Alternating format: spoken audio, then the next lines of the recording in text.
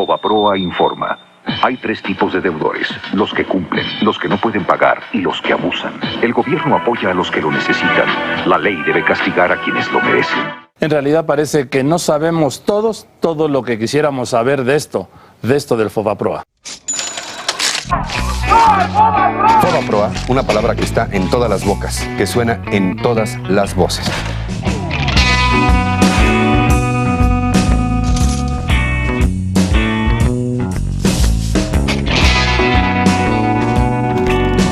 El Fobaproa es una historia terrible. Más de 100,000 millones de dólares. Más de 1 millón de millones de pesos que tiene que pagar el pueblo de México. La deuda actual son aproximadamente 700,000 millones de pesos. Si a esto le agregamos lo que ya se ha pagado, llegamos al billón. Cada mexicano, haya nacido o no haya nacido, debe alrededor de 6,490 pesos tan solo por el rescate bancario. En 1995 los bancos estuvieron a punto de quebrar. Las malas decisiones del gobierno de Zedillo provocaron una gigantesca crisis y quienes teníamos créditos ya no pudimos pagar. El gobierno rescató los bancos a través del Fobaproa, pero mucho de ese dinero no lo necesitaban los bancos o fue usado tramposamente por los que eran sus principales dueños. Hay que recordar que en la década de los 80s, pues el presidente López Portillo había estatizado la banca. Que nacionaliza los bancos privados del país. A raíz de los 90s, pues se hace un programa para devolver, para reprivatizar y vender otra vez los bancos a la iniciativa privada. Salinas entregó los bancos a gente cercana a él. El Fobaproa era eso, era el seguro de depósito de los mexicanos y era un seguro, era un fideicomiso privado que administraba el Banco de México y que los recursos provenían de los propios bancos. El Fondo Bancario de Protección al Ahorro protege tu economía y el futuro de nuestros hijos. Fobaproa, protección al ahorro. Los bancos empiezan a operar ya como privados. Entonces le abren la llave al crédito y empiezan a ofrecer todo tipo prácticamente de créditos. Que si yo iba a comprar un banco, pues no aportaba mi dinero para comprarlo, sino simplemente le pedía crédito a otro banco. Eran créditos girografarios, es decir, el poder de la firma. O sea, nada más firmando. No tengo capital, no tengo una institución fuerte, sólida, con recursos que respalden mis actividades y además le abro la llave al crédito, pues es una combinación muy peligrosa. Los bancos empiezan a prestar, hay una competencia desaforada, toman una mayor cantidad de riesgos, desvían el crédito de actividades productivas propiamente tales hacia el consumo, como las tarjetas de crédito, las importaciones, etcétera, y entonces se empieza a deteriorar la calidad de sus carteras. Esos ricos que nada más firmaron y les dieron el crédito, se les revolucionó también el crédito, pues no pagaron. Entonces no pagaron nada. Eso lo estamos pagando nosotros. Hacia finales de 94, por errores en la conducción de la política económica en ese momento, pues estalla una crisis en México sin precedentes. Empieza a irse el dinero, los dólares del país, desde marzo. El entonces presidente, completamente ilegítimo, Carlos Salinas de Gortari, controla el tipo de cambio y no lo deja caer para que no haya una turbulencia preelectoral. Y resulta que el gobierno mexicano tenía 29,000 millones de dólares colocados en bonos que tenía que pagarlos cuando se los exigiera. Y no había dólares para pagar. Entonces el país queda en una bancarrota financiera. Las tasas de interés por la incertidumbre saltaron al cielo. Las tasas de interés llegaron a 150% y consecuentemente muchas deudas se volvieron impagables. Muchos de nosotros recordamos cómo las personas tuvieron que regresar casas y regresar automóviles. Los bancos tenían inmensos estacionamientos llenos de automóviles que les habían recogido a sus clientes. Tan solo en los primeros días de la semana pasada se depreció severamente el valor de nuestra moneda en relación al dólar y se dispararon las tasas de interés. Si no frenamos y revertimos el deterioro y el descontrol de las últimas semanas, nos arriesgaríamos a sufrir un colapso financiero y productivo que paralizaría las fuentes de trabajo y la dotación de servicios. El presidente de la República, ya entonces Zedillo, despide rápidamente, cuando viene la crisis, al secretario de Hacienda, lo manda a su casa para echarle la culpa de los errores del presidente anterior y del mismo. Pero los errores de diciembre lo cometieron Salinas y Zedillo. Se le ocurre a nuestros tecnócratas neoliberales encabezados entonces por Zedillo, y que no son más que puros pupilos también de Salinas, la maravillosa idea de que el FOBAPROA absorbiera la cartera vencida de todos los bancos y los bancos quebrados, que empiezan a quebrar bancos. Entonces, ¿cómo? Bueno, pues, a ver tu cartera, todos los adeudos que tienes tu banco, a ver, pónmelos aquí. Tomo el control del banco, me adueño del banco, yo cubro tus pérdidas, yo le pago a tus ahorradores y con lo que quede del banco luego lo vendo, hago un remate. El FOBAPROA desarrolló, concibió un programa que se llamó Capitalización y Compra de Cartera, que además, paradójicamente, es la parte más ilegal del rescate bancario. Pero ¿qué sucedió? Que los bancos ponían o le entregaban, le cedían al gobierno, pues la cartera más emproblemada y más chatarra que tenían en términos populares, así se dice, la cartera, la que no valía. Así, muy pronto y con la mayor desvergüenza, comenzaron a meter al FOBAPROA todo tipo de créditos incobrables, basura y chatarra para aprovechar la buena disposición de pagarlos. Un ejemplo sucísimo fue el de los créditos relacionados, es decir, créditos que los banqueros desde sus bancos se prestaban a sí mismos como empresarios y que empezaron a inflar monstruosamente la panza enorme del FOBAPROA. ¿Cuánto debe? Correcto.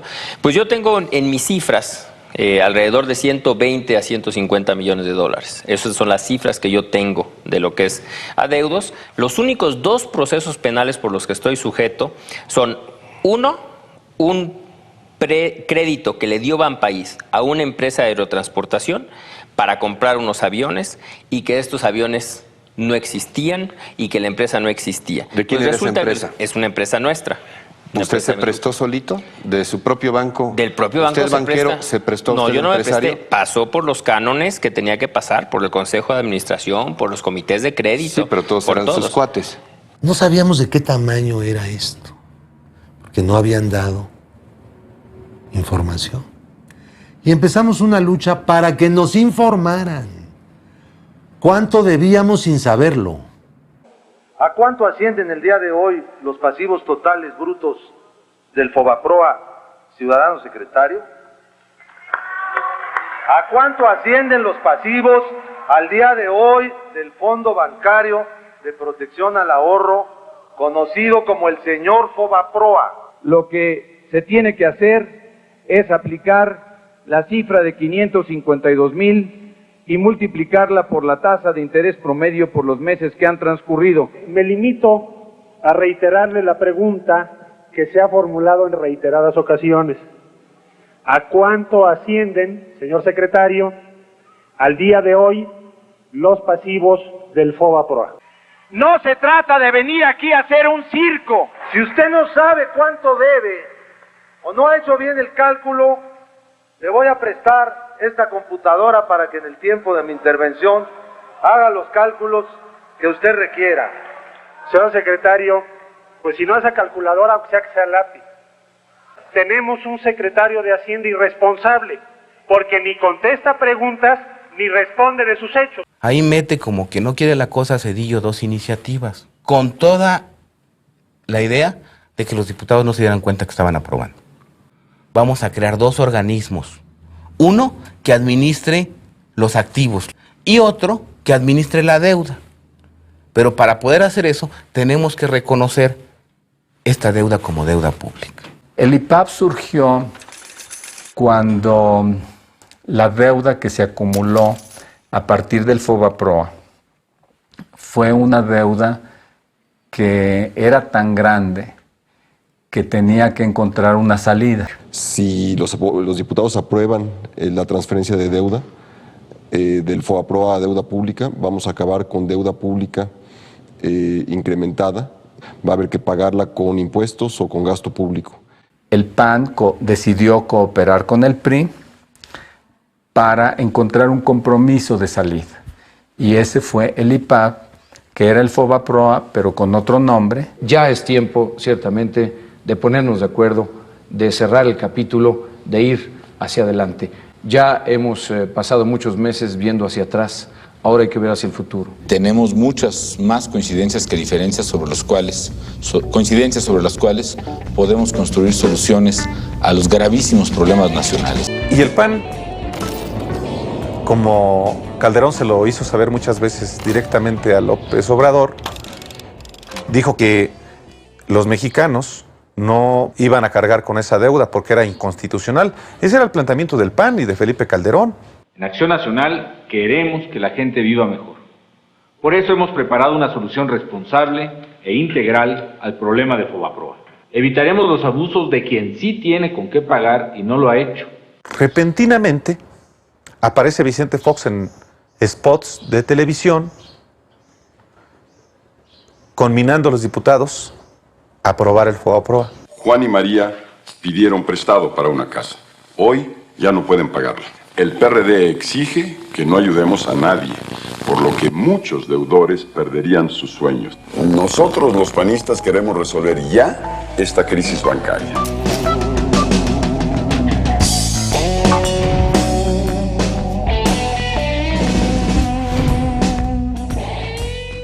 Y al final de cuentas, todos se alinearon. Por ejemplo, Roberto Hernández de Banamex le da dinero al PRI, le da dinero al PAN. Roberto Hernández fue un gran promotor de la campaña foxista, por debajo del agua, porque tenía sus dos veladoras prendidas, pero la banca apoyó mucho a Vicente Fox en el 2000, entonces tiene un compromiso ahí muy marcado. No los puede atacar directamente.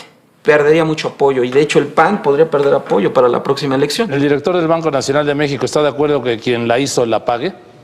Desde luego que sí, yo creo que toda la información que tenemos al respecto puede poner muy claro los números y las personas que han participado. Cuando gana el presidente Fox,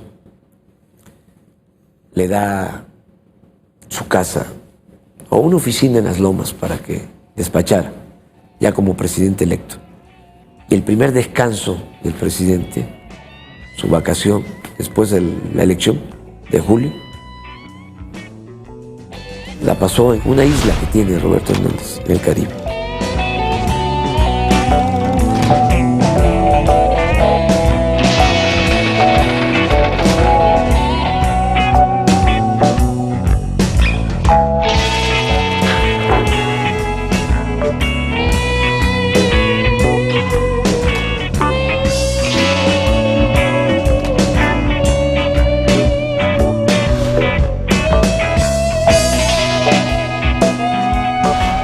Compañeras y compañeros, me extraña que el PRI no salga en la defensa del Ejecutivo, sino sea el PAN quien salga en defensa del atraco y del despojo del pueblo de México. Ya lo vamos a ver ahora en noviembre con quién van a votar ustedes. Pero vamos, es muy sencillo. Pero no es así de sencillo, Andrés Manuel. Sí, a mí me habló el señor Gurría y me dijo, ya hay un acuerdo con el PAN, básicamente, para resolver el asunto del FOBAPROA. Y ustedes acordaron con el gobierno resolver el asunto del FOBAPROA sin castigo a los responsables y sin que estén las auditorías. A ver, nosotros no vamos a aprobar el FOBAPROA, Andrés Manuel. Con tal de hacer el debate más importante de esta legislatura, a espaldas de la población, no se dudó en agendarlo precisamente hoy, Día de la Virgen de Guadalupe. Tal vez con la esperanza de que el fervor religioso de nuestro pueblo va a impedir que se entere de lo que se pretende consumar en su contra. El PAN no ha hecho aquí más que una cosa: hacer viable el proyecto más antipopular de pasarle al pueblo toda la deuda del FOBAPROA. Pero para que se entienda mejor, se trata del saqueo más grande que haya habido en la historia de México desde la época colonial. Prominentes políticos panistas como Diego Fernández de Ceballos, Vicente Fox y otros más están vinculados con manejos turbios de la banca. Exactamente. Aquí el tema es, ¿van a aprobar el dictamen con el PRI a principios de noviembre sobre el FOBAPROA, sí o no? No. Sí. Ah, perfecto, ya No. está. Ya le dijo que No. no. Ya vamos, no está discusión. ya, vamos. Ya. A nombre del Grupo Parlamentario del Partido Acción Nacional, vengo a hablar con razones, con argumentos a favor del dictamen y del proyecto del decreto por el cual se propone la creación del Instituto para la Protección al Ahorro Bancario. Muchas gracias. Ocurrió lo que muchos nunca hubiéramos querido que ocurriera. Acción Nacional como el convalidador de lo que el propio Acción Nacional, el propio partido, dijo una y mil veces que estaba fuera de la ley, contra la Constitución. Apenas ayer tachaban de inconstitucional la contratación de esa deuda. Hoy, con algunas modalidades, pretendan avalar este grave ilícito. Todo ello con el propósito de que el pueblo mexicano pagara la totalidad del quebranto bancario. ¿Qué fue lo que recibió el PAN para suscribir tamaño compromiso? Se pide a la Secretaría abra el sistema electrónico por 15 minutos para proceder a la votación en lo general y en lo particular del proyecto de decreto.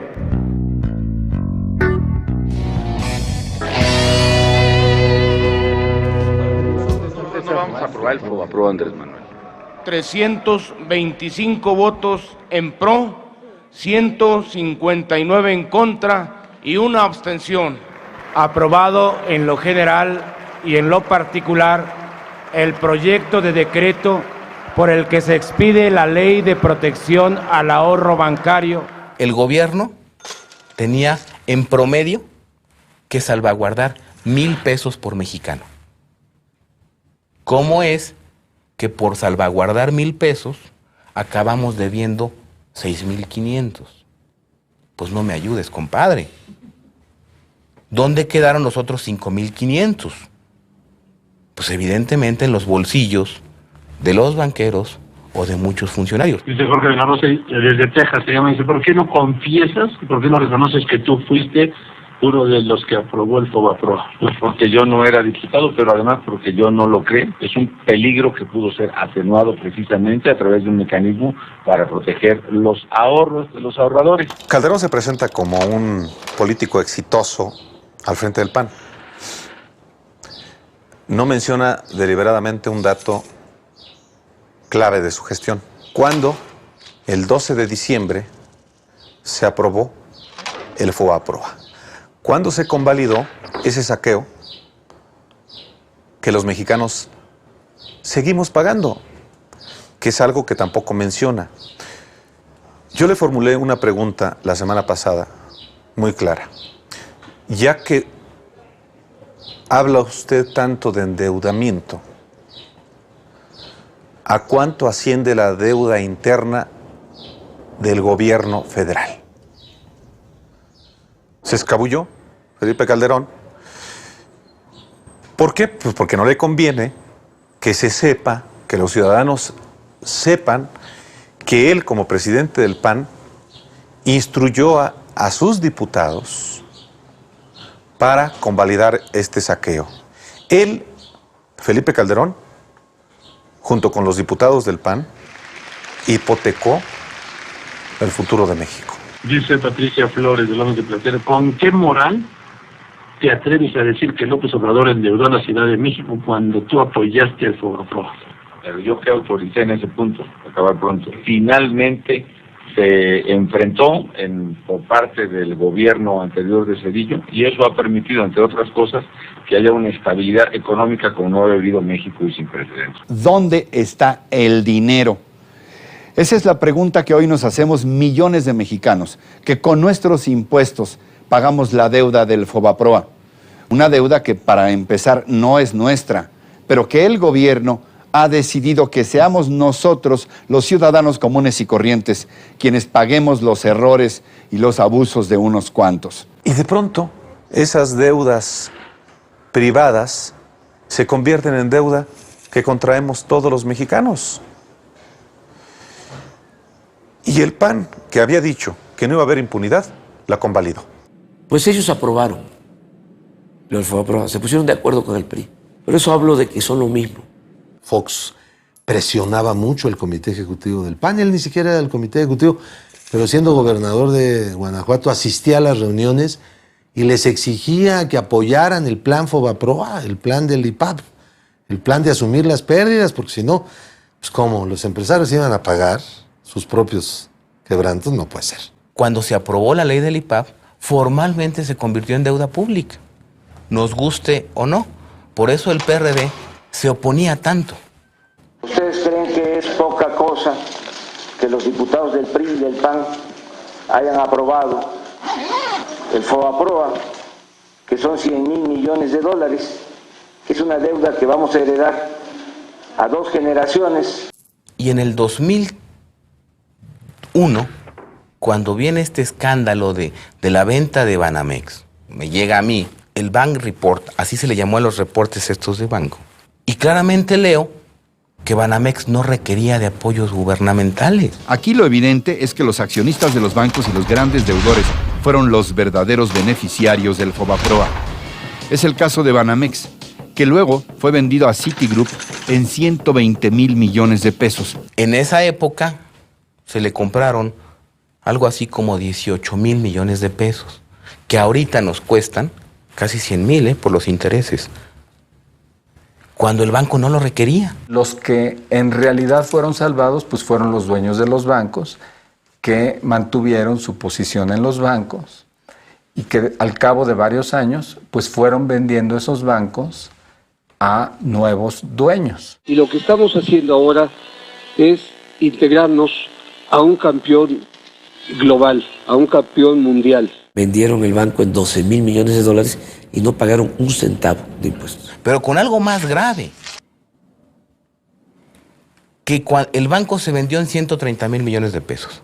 Bueno, los apoyos que en su momento le había dado Fobaproa al banco ascendían aproximadamente a 73,000 millones de pesos. O sea, el banco valía eso porque el gobierno lo había ayudado. Además, otra cosa reprobable, todo el patrimonio cultural de Banamex, casas coloniales, pinturas, todo esto se iba a Citigroup. Entonces nos parecía absurdo, escandaloso, ofensivo y todavía sin pagar impuestos. ¿Cómo te lo explico? Si en vez de que Citigroup comprara Banamex, Banamex hubiese comprado a Citigroup, si hubiese sido al revés, en Estados Unidos tenían que haber pagado mínimo un 30% de impuestos. Es decir, por una operación de 12,000 millones de dólares o de 120,000 millones de pesos, tenían que haber pagado alrededor de 30,000 millones de pesos de impuesto. Entonces, que cuando estaban queriendo cobrar el IVA en medicamentos y en alimentos, calculaban que iban a obtener 40,000 millones. Y nada más esta operación significó la condonación de impuestos por 30,000 millones de pesos. Vamos a crear una comisión de la verdad. Estamos hablando de transparencia. La transparencia, sí, la transparencia es una regla de oro de la democracia. ¿Cómo no vamos a saber los mexicanos por qué convirtieron deudas privadas de unos cuantos en deuda pública? No con ánimos de venganza, sino queremos saber, sí, la verdad. ¿Qué sucedió? Del Fobaproa se ha hablado mucho. Hay opiniones en contra y opiniones a favor. Aunque algunos lo ven todo negro, Lo que tenemos que aclarar es que sin la protección al ahorro, sí nos las veríamos negras. Actualmente se le destinan al IPAP entre 30 y 35 mil millones de pesos al año. Con eso, duplicas el presupuesto de la Secretaría de Salud, por ejemplo. Pues vendieron los pagarés del gobierno. Que decir pagaré del gobierno es deuda del pueblo, que el pueblo debe, pues, para que se entienda. Está claro que hay intereses políticos mezclados, pero México es más grande que todo eso. Seamos positivos, protejamos el ahorro, porque México no se puede detener. Y ya se llevaron el dinero a su casa. Pero son miles de millones de dólares por la venta de esos bancos. Hicieron el negocio de la vida. Nunca nadie había hecho tan buen negocio en la historia de este país, basado en puros ilícitos. Era mi deber actuar con toda decisión para enfrentar la emergencia. Así se hizo y nunca lo lamentaré. Los grandes corruptos del pasado, del presente y del futuro rendirán cuentas. No habrá para ellos borrón y cuenta nueva. Yo me comprometo a promover ante mi partido y los diputados de Acción Nacional a entregar el número que abre la entrada a la información del FOBAPROA. Hemos decidido, los diputados de Acción Nacional y los diputados del Verde Ecologista, el traer aquí para que frente a toda la nación entreguemos aquí a Ricardo Rocha, para que si se juntan los otros 3 números clave para entrar a las listas del FOBAPROA, se pueda realizar. Oiga, señor, se ha dicho mucho que la clave del FOBAPROA que usted entregó en el debate, en el reciente, en el último, no era la verdadera, que fue más bien como un espectáculo para quedar bien. ¿Sabía usted que no era la verdadera o cuál es el fondo de esta situación? Ese sobre lacrado me lo entregó mi partido, yo lo entregué y lo puse en manos de Ricardo Rocha el día del debate. Una presidencia de la República con valores éticos que olvide la reglita de oro, donde cada presidente protege al anterior. Un informe realizado por la Auditoría Superior de la Federación indica que 80% de los ilícitos del rescate bancario quedaron impunes por omisiones o dilaciones de las autoridades fiscales y la Procuraduría General de la República. Este órgano fiscalizador recomendó al Ejecutivo Federal indagar las posibles faltas administrativas de los funcionarios públicos en el caso del FOBAPROA. Al respecto, el vocero de la presidencia, Rubén Aguilar, aseguró que la presidencia acatará esta recomendación. Como todas las observaciones que hace la Auditoría Superior de la Federación o todas las recomendaciones, en este caso particular, pues el gobierno, en lo que corresponde al gobierno federal, las asume y hará caso de las mismas. ¿Y qué hace el Ejecutivo Federal? Establece una controversia constitucional para evitar que a los bancos se les reduciera su pagaré. Yo lo entiendo de parte de un banco, pero no lo entiendo del presidente de la República, que debe de velar por el interés público de los mexicanos. Hoy no hay una sola persona, un solo responsable del FOBAPROA que esté en la cárcel. Mira, bancos quebrados, banqueros ricos. Quebraron las instituciones, pero ellos la libraron. Todos ellos siguen apareciendo en la lista de los hombres más ricos de México y del mundo. Están muchos. Ahora la pregunta es, ellos están porque alguien los dejó estar. Que esa es la otra parte. ¿Y quiénes los dejaron estar? Pues aquellos que integraron el comité técnico del FOBAPROA. En su momento fueron Guillermo Ortiz, en su momento fueron Francisco Gil Díaz, en su momento fue Jonathan Davis, quien además firmó estos pagarés de FOBAPROA, y muchos otros, que ahora forman parte de la Junta de Gobierno del IPAP. Entonces, no solamente hay un conflicto de intereses, hay un conflicto entre intereses, porque ellos van a investigar lo que hicieron y se van a autocensurar, se van a fincar responsabilidades. ¿Cómo es posible que quien firmó los pagarés de FOBAPROA sea el presidente de la Comisión Nacional Bancaria y de Valores. ¿Qué se puede decir él mismo cuando se pregunta si estuvo bien que firmara estos pagarés o no? El gobernador del Banco de México es Guillermo Ortiz. O sea, él fue subsecretario de Hacienda con Salinas. Y fue cuando entregaron los bancos. Luego, como secretario de Hacienda con Zedillo, rescató los bancos. Y ahora es el gobernador del Banco de México. No hay un funcionario en el mundo que le haya costado tanto a un país como el actual gobernador del Banco de México. Y lo peor de todo es que no pierden su respetabilidad. También el Congreso ha tenido parte en esto, porque Diego Fernández, porque Fauci Hamdan han hecho todo lo posible por entorpecer las actividades de las comisiones que han tratado de investigar este asunto. Porque estamos a punto de permitir que se cierre un ciclo y que se cometa el crimen perfecto. Y el crimen perfecto se comete cuando los acusados se convierten en los jueces. Y eso es lo que está pasando. A ver, nosotros no vamos a aprobar el FOBAPROA, Andrés Manuel.